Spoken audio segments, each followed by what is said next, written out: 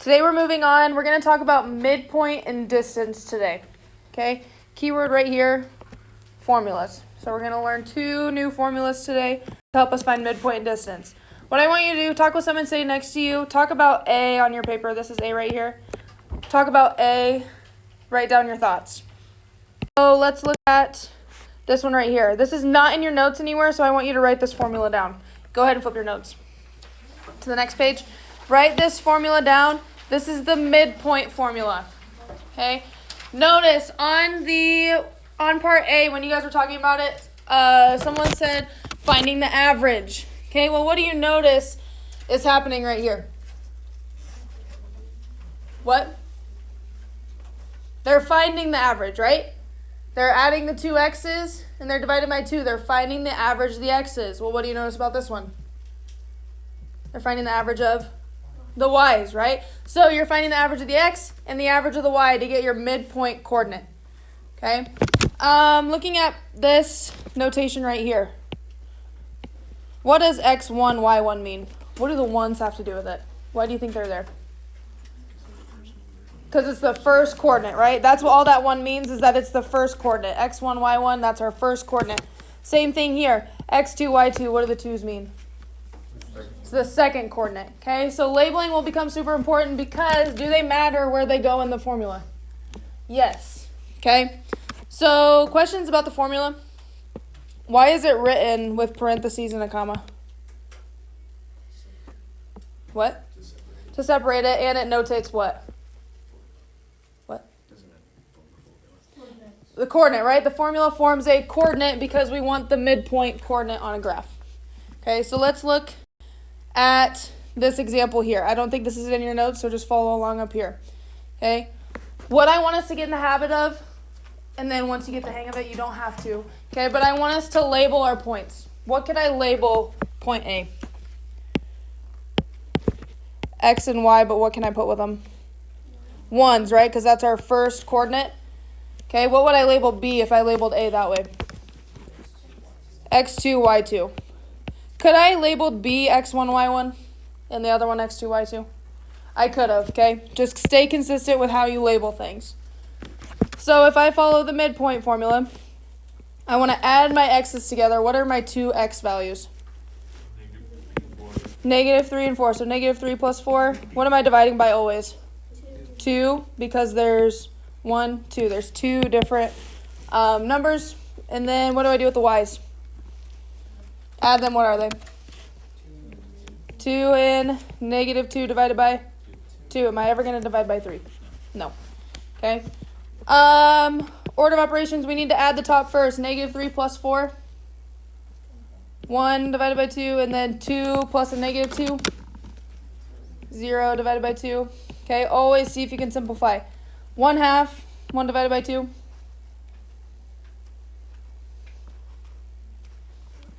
0.5. Okay, you can either write it as a decimal or leave it as a fraction. I don't care. Okay, I'm going to leave mine as a fraction. So you have 1/2, 0 divided by 2, 0. Okay, so that is the midpoint of our line right here. So if I go graph that just to check if I did it right, -1/2 I go over, and then 0 I stay there. Does that look like it's the midpoint? Approximately. Okay, that's what we're trying to find, is the midpoint between point A and point B. Okay, questions about how the formula works? Okay. Label. Why do I want you to label? So you can be organized so you know what plugs into what. When you get far enough and you practice it enough, you don't have to label anymore. Okay, but I know it can get confusing with those little subscripts, making sure we get the right numbers in the right places. Okay, what can I label C? X1, Y1. Again, the 1 just means what? First coordinate. Yep. What about D? X2, Y2. Awesome. So midpoint, are we adding or are we subtracting? We're adding. Remember, we're finding the average, so we need to add. What are my 2 x values?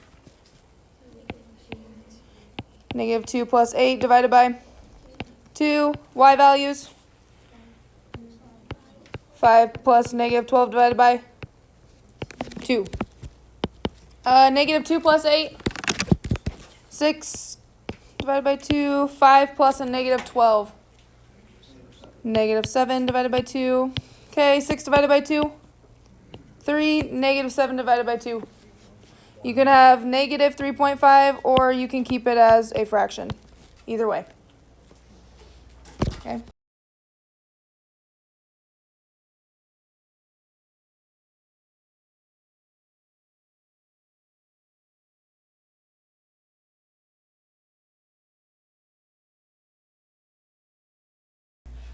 Looking at this, it does have this formula in your notes. Circle it, underline it, rewrite it, highlight it, I don't care. Okay? This right here is the distance formula.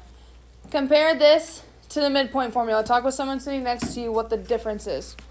All right, what'd you guys come up with?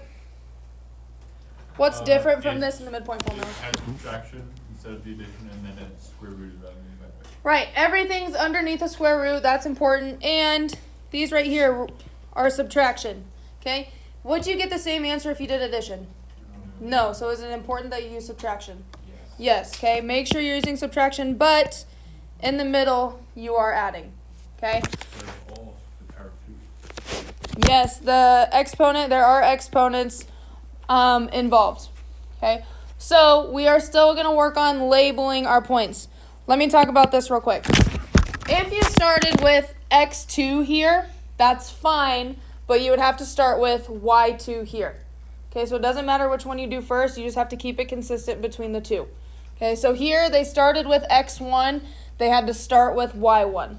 Okay, but either way you do it, you'll still get the same answer. Okay, let's look at, someone give me a random point. Someone give me a random coordinate. Negative 3, 4. Love it. Negative 3, 4. Someone give me another one.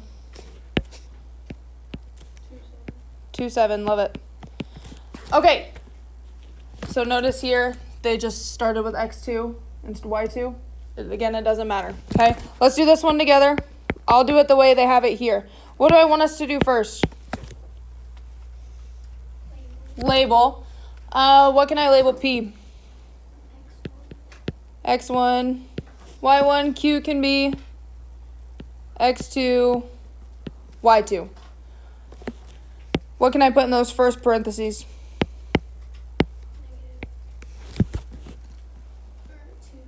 Two.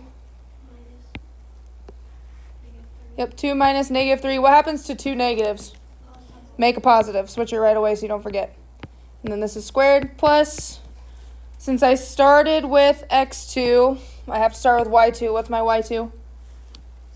7 minus 4. And then don't forget to square it.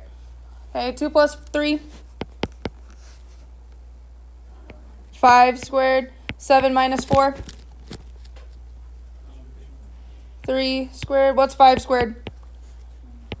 25 plus 3 squared is 9. What's 25 plus 9? 34. Can I take the square root of 34?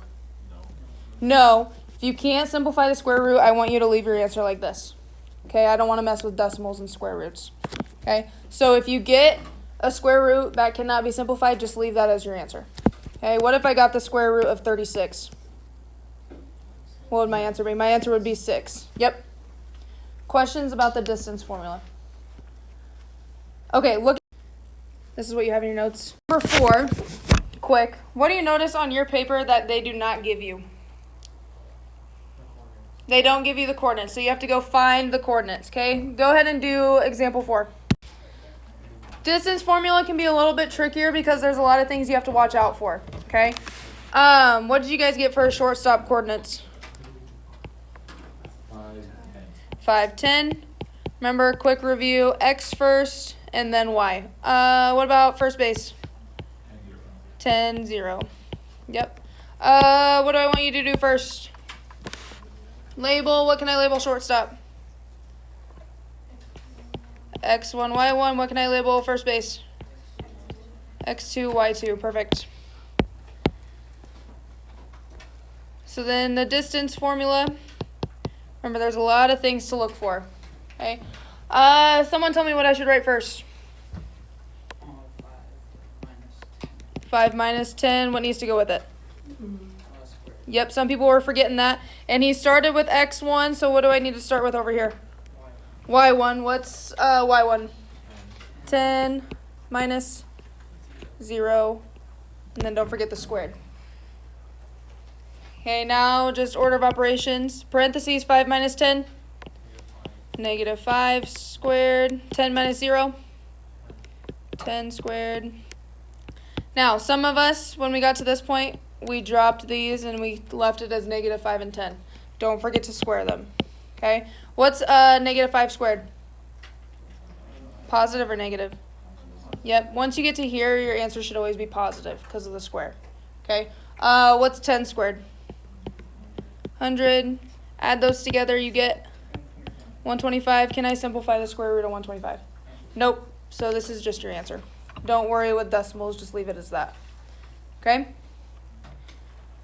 Questions about distance formula?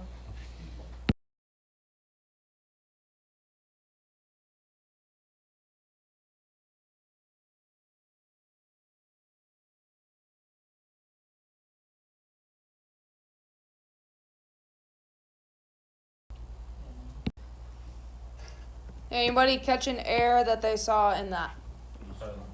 The x and the y's are swapped. Right, you use wrong numbers. What is wrong with them? What should it be? -3 plus 1. Right, it should be the x's here and the y's here, but they mixed them together. Okay, so remember x's always go together and the y's always go together. Did he use the correct sign in the middle? Yes, right? When you're finding midpoint, you're finding the average, which means you need to add. Okay? Okay, go ahead and try 5 and 7. Okay, one thing I want to talk about. Number 5, what's it looking for? Midpoint. So what formula are you going to use? Midpoint formula. On number 7, what are they asking for? They say length, which means distance. Okay, go do 5 and 7. Number 5, they're asking for midpoint. So remember, that's the one when we're finding the average of x and y. So midpoint, what are my two x's? Negative 5 and 7. Yep, remember you're adding, and then we always divide by 2. What are my y's? Is it a positive 4? Yep, 4 plus negative 5 divided by 2. What's negative 5 plus 7? 4 plus a negative 5. Negative 1. 2 divided by 2. 1. Negative 1 divided by 2. You can put negative 0.5 or you can leave it as a fraction. Okay? Questions about the midpoint one? Alright, distance one is a little trickier because there's more things to think about. Okay, with distance, are we adding or are we subtracting? Subtracting. X1, does it matter if you start with X1 or X2? Doesn't matter. Okay, as long as you stay consistent. Someone tell me what to write. Someone tell me we got your paper. Negative 5 minus 7. So she started with my X1 over here. So what do I have to start with on this side? Y1, which is 7. 7 minus, not 7. 4 minus negative 5 turns into, good. Negative 5 plus 7. Sorry, negative 5 minus 7. Negative 12. Don't forget there's still a square there. And then 4 plus 5. 9 squared. 12 squared is 144 plus 9 squared. 81. Add those together, you get 225. Can I take the square root of 225? Yes, to get 15. Good. Remember, when you take the square root is not there anymore. Okay, you just want the number.